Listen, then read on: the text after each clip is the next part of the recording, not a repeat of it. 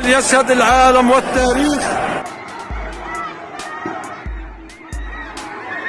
Welcome दोस्तों, इस video में बात करेंगे सोशल मीडिया की वायरल खबरें जुड़ी हैं बिहार से, इजराइल फलस्तीन से, नवीन कुमार से, रवीश कुमार से।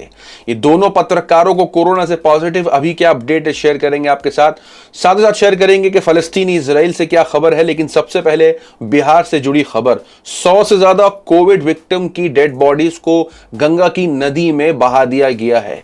लाशें ऊपर आ गई हैं, मैं ब्लर करके आपको दिखाना चाहूंगा। सोशल मीडिया पर इस खबर को लेकर चर्चा है, लेकिन वहीं दूसरी तरफ जहां सवाल उठने चाहिए कि किस तरीके की ये व्यवस्था थी, किस तरीके के साथ उनके साथ सलूक हुए हैं कि उनको नदी में बहा दिया गया है, वो भी 100 से ज्यादा। सोशल मीडिया पर इस पर हंगामा शुरू हो जाता है कि उनकी हिम्मत कैसे हो गई कि गंगा नदी में लाशों को बहा दिया गया है। अब ये लोग इसका पानी पिएंगे और कहेंगे कि ये मोदी जी और योगी जी की साजिश है, जबकि उनको ये पता होना चाहिए कि बिहार में भी भारतीय जनता पार्टी की सरकार है। लेकिन बजाय सवाल उठाने के कि कोविड के मामले जिस तरीके से बढ़ते जा रहे हैं और जिस तरीके से ये खबरें बाहर आ रही हैं कि कैसे कोविड के मरीजों को और उनकी डेड बॉडीज को नदी में बहा दिया जा रहा है, बजाय इस पर सवाल खड़े करने के सोशल मीडिया पर अलग चर्चा देखी गई। सोशल मीडिया पे ये दिल दहलाने वाली खबर तो दूसरी एक और दिल दहलाने वाली खबर फलस्तीन और इजराइल से आ रही है। मैं शेयर कर दूं कि कैसे कल सोशल मीडिया पर हैशटैग ट्रेंड करता रहा, India stand with Israel, India stand with फलस्तीन। कल 5 लाख से ज्यादा ट्वीट्स देखे गए इंडिया स्टैंड विद फलस्तीन से, जो कि काफी जोरों शोरों से ट्रेंड कर रहा था। उसके पीछे की वजह आप सभी को मालूम है कि इजरायलियों का फलस्तीनी मुसलमानों के ऊपर हमला और उनकी मस्जिद में यानी मस्जिद अल अक्सा में घुस करके जिस तरीके से उनके ऊपर जुल्म हुआ, उसको लेकर के सोशल मीडिया पर खबर आई, हमने आपके साथ रिपोर्टिंग करी। लेकिन फिर से कल रात की एक और खबर आई जहां इजरायली ऑक्यूपेशन ने फोर्सेस जो है उन्होंने फिर से हमला किया है। विजुअल्स वायरल हुए हैं। यही नहीं, आज सुबह की खबर है कि अभी तक वो हमले हो रहे हैं, मस्जिद के अंदर घुस करके फिर से इजरायलियों की तरफ से जो हमले हुए हैं फलस्तीनी मुसलमानों को लेकर के, यह खबर भी आ रही है कि वहां पर इस वक्त हालात बहुत नाजुक हैं। सोशल मीडिया पे यह चल रहा है कि किस तरीके से इजराइल की तरफ से मुसलमानों के ऊपर, फलस्तीनी मुसलमानों के ऊपर जुल्म देखा जा रहा है। तो वहीं एक और खबर निकल के आई टाइम्स ऑफ गाजा की तरफ से, जहां उनकी रिपोर्ट के मुताबिक इजरायलियों ने मस्जिद अल अक्सा की जितनी भी चाबी, उस मस्जिद की जो चाबियां हैं वो अपने हाथ में कर ली हैं, यानी अपने कब्जे में कर ली। बात सोशल मीडिया पर यह भी चला कि किस तरीके से बाहर मुल्कों ने यानी लंदन, टर्की और बड़े बड़े मुल्कों से खबरें आने लगी। बहुत सारे स्पोर्ट्स प्लेयर्स ने फलस्तीन का समर्थन किया और इजरायलियों के खिलाफ आवाज उठाई। तो ईरान के सुप्रीम लीडर का भी बयान आया, उन्होंने कहा इजराइल कोई कंट्री नहीं है, ये एक आतंकवादी बेस है फलस्तीनियों के खिलाफ। सोशल मीडिया पर जहां जहां से भी प्रोटेस्ट हुआ है, इसके हवाले से जो रिपोर्टें आई आपके साथ शेयर कर दूं। चिली फुटबॉल क्लब ने भी प्रोटेस्ट किया है, समर्थन किया है फलस्तीन का और प्रोटेस्ट किया है इजरायलियों के खिलाफ।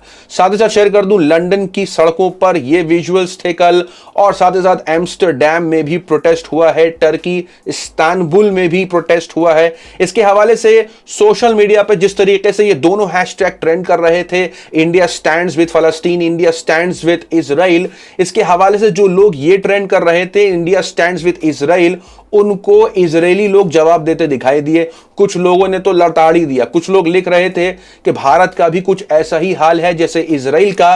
तो लोगों ने कहा कि नहीं, ऐसा नहीं है, हमारे पास टॉयलेट्स हैं, यानी भारत में टॉयलेट्स की कमी है। तो तंज करते हुए इजराइल के लोग जवाब देते दिखाई दे।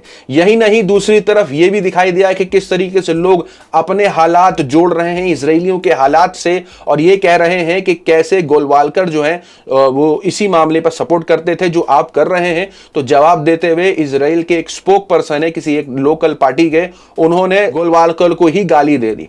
सोशल मीडिया पे जो लोग इस जुल्म का समर्थन कर रहे हैं, जो इजराइल कर रहे हैं, वो लोगों को ये नसीहत कर रहे हैं कि जाकर के हिस्ट्री पढ़ो। लेकिन उनको पता होना चाहिए अगर वो जुल्म का साथ दे रहे हैं तो वो उस बात का भी साथ दे रहे हैं जो उनके ऊपर पिछली बार हुआ, चाहे वो कश्मीरी पंडितों के ऊपर हुआ हो, चाहे वो किसी फलस्तीनी मुसलमान के ऊपर हो रहा हो। आवाज जुल्म के खिलाफ उठनी चाहिए। जो मेजॉरिटी में रहने वाले लोग, ताकत में रहने वाले लोग करते हैं। इससे हिस्ट्री का कोई लेना देना नहीं है। ऐसे बहुत से मामले होते हैं जो बैठ के सुलझाए जा सकते हैं, लेकिन अगर जुल्म हो रहा है तो उसको रिपोर्ट करना, आपके सामने रखना अपनी जिम्मेदारी समझते हैं। इससे हिस्ट्री का कोई ताल्लुक नहीं। अगर कश्मीर में कश्मीरी पंडितों के साथ हो रहा होता तो उनके खिलाफ भी आवाज उठाई जाती जो ऐसा कर रहे थे। वहीं सोशल मीडिया पर इसके हवाले से सलमान निजामी, जो कि कांग्रेस पार्टी के नेता हैं, वो जवाब देने लगते हैं लोगों को, क्योंकि यह बहस शुरू हो जाती है कि हम तो इजराइल के साथ हैं। तो वो ये कहते हैं कि पहले से ही प्रधानमंत्री नरेंद्र मोदी ने चिट्ठी में फलस्तीनियों का समर्थन किया है। उन्होंने एक आर्टिकल शेयर करके लिखा है, Narendra Modi strong support for फलस्तीनी कॉज, और साथ साथ उन्होंने अपने जो ट्विटर अकाउंट है उसमें यह लिखा कि फॉर इलिटरेट्स एंड ब्लाइंड भक्स this is India stand on फलस्तीन। यानी भारत के प्रधानमंत्री नरेंद्र मोदी जो हैं, उन्होंने अपनी एक चिट्ठी में फलस्तीनी का साथ देते हुए और इजराइल और फलस्तीनी को को एग्जिस्ट करने की नसीहत करी थी। उन्होंने जुल्म का समर्थन नहीं किया था जो इजराइल फलस्तीनी मुसलमानों के ऊपर कर रहा है। एक तरफ ये खबरें हैं जहां बहस देखी जा रही है, वो लोग जो इस वक्त इजराइल का सपोर्ट कर रहे हैं असल में जुल्म का सपोर्ट कर रहे हैं, और शायद इसलिए भी सपोर्ट कर रहे हैं क्योंकि मुसलमानों के ऊपर हो रहा है, तो इसलिए उनको ज्यादा इस बात की खुशी है। इसलिए सोशल मीडिया पे जो आईटी सेल के बुट्स हैं, जो एक छुपे हुए चेहरे हैं, वो ये सब ट्रेंड करते हुए दिखाई दे रहे हैं। अब इतनी नेगेटिव खबरों के बाद कुछ पॉजिटिव खबरें शेयर कर लेते हैं आपके साथ। 500 से ज्यादा कोविड के विक्टिम्स की जो अस्थियां हैं उनका अंतिम संस्कार है। 500 से ज्यादा कोविड विक्टिम्स की अस्थियों को बहाने का काम तबलीगी जमातियों ने किया है। वहीं दूसरी तरफ एक और शेयर करते हैं आपके साथ अमिताभ बच्चन से जुड़ी खबर। उन्होंने 2 करोड़ रुपए डोनेट किए हैं कोविड की फैसिलिटीज के लिए। यह खबर भी एक पॉजिटिव खबर है जहां से निकल के आई। तो वहीं दूसरी तरफ शेयर कर दें कि कैसे नवीन कुमार, जाने माने पत्रकार, गोदी मीडिया में पहले रिपोर्टिंग करते थे, उनके बहुत से शो आते थे, लेकिन हाल फिलहाल उनकी इस हद तक खराब हो गई तबीयत कि उनको आईसीयू में भर्ती होना पड़ा। और अभी भी कुछ ऐसी ही खबरें आ रही हैं और आप सभी से दुआओं की दरख्वास्त की जा रही है उनके लिए। सोशल मीडिया पे उनके हवाले से जो रिपोर्ट है वो यही है कि उनकी नाजुक हालत अभी भी है, लेकिन उनके लिए जो ब्लड का इंतजाम था वो रवीश कुमार ने करवाया। जी हां, मैं पहले नवीन कुमार की वो वीडियो शेयर कर दूं जिसमें उनकी हालत देखी जा रही है। काफी बुरी हालत है उनकी, एक झलक इस रिपोर्ट में डालें। यहां कोई प्रधानमंत्री नहीं है, यहां कोई व्यवस्था नहीं है, यहां कोई अफसरशाही नहीं है, और सबको अपने अपने हाल पर छोड़ दिया गया है। इस देश को नर्क बना दिया गया है। कोविड की महामारी के चलते जिस तरीके से देश भर से जो खबरें आ रही हैं काफी दुखदायक और काफी डरावनी है, तो वहीं दूसरी तरफ लोग एक दूसरे की मदद कर रहे हैं। Ravish Kumar prime time show नहीं कर रहे काफी दिनों से। उसके पीछे की वजह यह है कि उनको भी कोरोना से पॉजिटिव पाया गया था, और कोरोना से पॉजिटिव पाए जाने के बाद उन्होंने अपने आप को आइसोलेट कर लिया था, लेकिन इसके बावजूद भी उन्होंने लोगों की मदद करने की कोशिश करी। और उनके फेसबुक पे जाएंगे तो न जाने कितने ही पोस्ट किए होंगे उन्होंने लोगों की मदद के लिए, और लोगों को मदद पहुंचाई। ऐसे ही एक मदद नवीन कुमार की भी उन्होंने करी थी ब्लड देने में। रवीश कुमार ने नवीन कुमार के लिए जो फेसबुक से पोस्ट किया था वो शेयर कर दूं।